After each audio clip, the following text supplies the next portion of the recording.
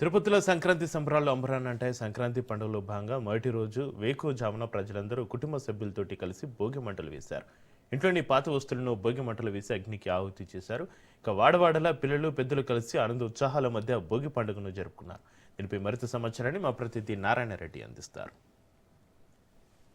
తిరుపతి నగరంలో సంక్రాంతి సంబరాలు అంబరాన్ని అంటున్నాయి. 3 రోజుల పాటు జరుపుకునే ఈ పండుగకు ప్రత్యేకత ఉంది. మొదటి రోజు భోగి, రెండవ రోజు సంక్రాంతి, మూడవ రోజు కనుమ పండుగ జరుపుకోవడం ఆనవాయితీగా వస్తుంది.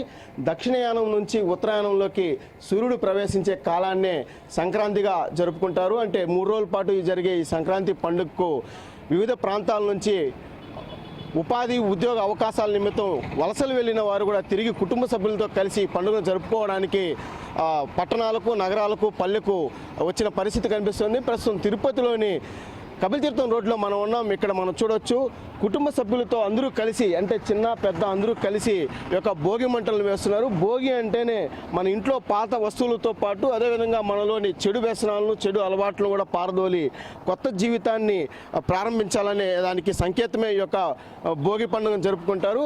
భోగి అంటేనే చలి మంటలు కాచుకోవడమే కాకుండా ఆధ్యాత్మిక కోణంలో చూస్తే కూడా మనలోని బాధలు, అదేవిధంగా కష్టాలను, అదేవిధంగా మనలోని శారీరక రుగ్మతలను తొలగించి ఒక మంచి జీవితాన్ని ప్రసాదించాలని కోరుకునే పండుగ భోగి పండుగ అని భావిస్తారు. మనతో పాటు ఇక్కడ కొంతమంది ఉన్నారు, వాళ్ళని అడిగి తెలుసుకుంటాం.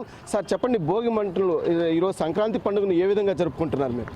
మాకు చిన్న వయసు ఉన్నప్పటి నుంచి దాదాపు 30 ఏళ్ల నుంచి ప్రతి సంవత్సరం ఇలాగే జరుపుకుంటూ ఉంటాం.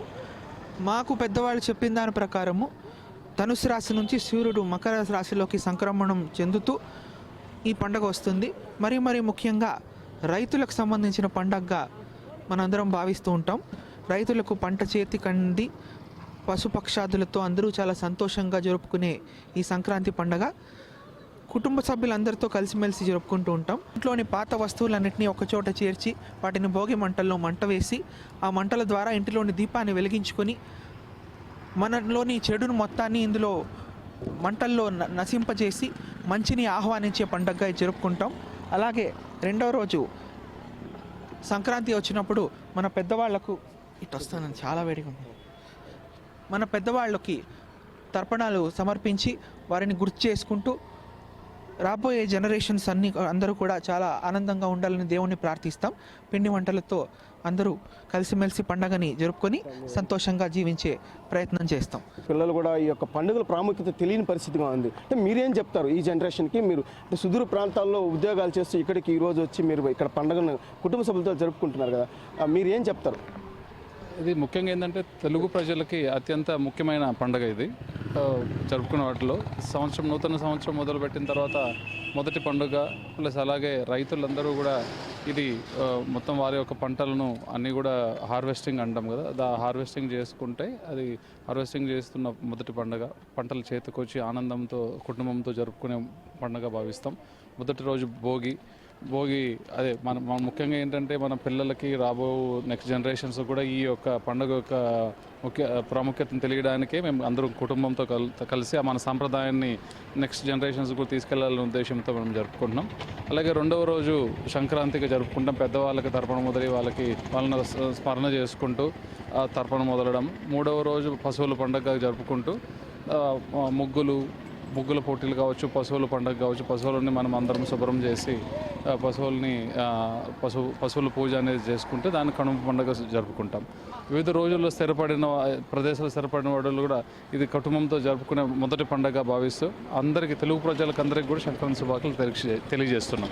మనలోని అజ్ఞానాన్ని పారదోలి విజ్ఞానాన్ని పెంపొందించేందుకే ఈ యొక్క భోగి మంటలను వేసి భోగి మంటలు జరుపుకోవడం ఆనవాయితీగా వస్తుందని చెప్పి కూడా చెప్తున్నారు. అదేవిధంగా పాశ్చాత్య సంస్కృతి మోజులో పడి మన తెలుగు సంస్కృతికి అన్యాయం చేయొద్దని చెప్పి పండుగల ప్రాముఖ్యత ప్రాధాన్యత తెలుసుకొని ఆ పండుగలతో కుటుంబ సభ్యులందరితో కలిసి జరుపుకోవడంలో ఉన్న ఆనందం మరెందులో ఉండదని చెప్పి కూడా వాళ్ళు చెప్తున్నారు. అదేవిధంగా ఇక సంక్రాంతి పండుగను పురస్కరించుకొని 4 రోజుల పాటు నార్వారిపల్లిలో రాష్ట్ర ముఖ్యమంత్రి చంద్రబాబు నాయుడు, అదేవిధంగా మంత్రి నారా లోకేష్ కూడా కుటుంబ సభ్యులతో కూడా బంధుమిత్రులతో కలిసి ఈ యొక్క సంక్రాంతి సంబరాలను జరుపుకుంటున్నారు. అంటే 2 రోజుల ముందుగానే ఆయన నారవారిపల్లికి రావడం కూడా జరిగింది. అదేవిధంగా కుటుంబ సభ్యులతో పాటు ఓవైపు కార్యకర్తలతో కూడా ఈ యొక్క పండుగలను అత్యంత ఆనందోత్సవాల మధ్య జరుపుకుంటున్నారు. అదేవిధంగా నందమూరి కుటుంబం, నారా కుటుంబం కూడా ఈ యొక్క సంక్రాంతి పండుగలో కూడా సొంతూరులకు వచ్చి వారు పండుగను జరుపుకోవడం కూడా మరింత స్ఫూర్తిదాయకంగా ఉందని చెప్పి కూడా